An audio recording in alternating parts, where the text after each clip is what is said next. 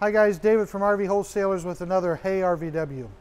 We had a customer call in and ask, and this is a very common question, how are you going to protect me when I'm camping better than my local dealer would?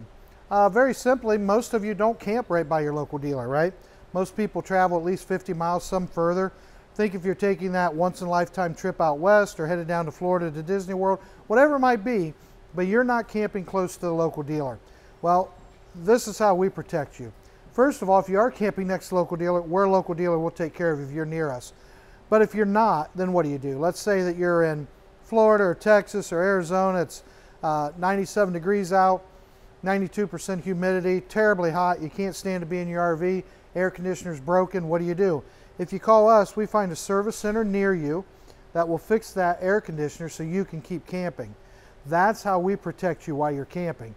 We have over 2,500 service centers all across the United States, some in Canada, so we can always get you fixed and keep you camping. If you buy from a local dealer, you call them and say, hey, I'm in Arizona, right? You live in Michigan, air conditioner's not working. They'll tell you when you get back from your trip, bring it in, we'll get you repaired.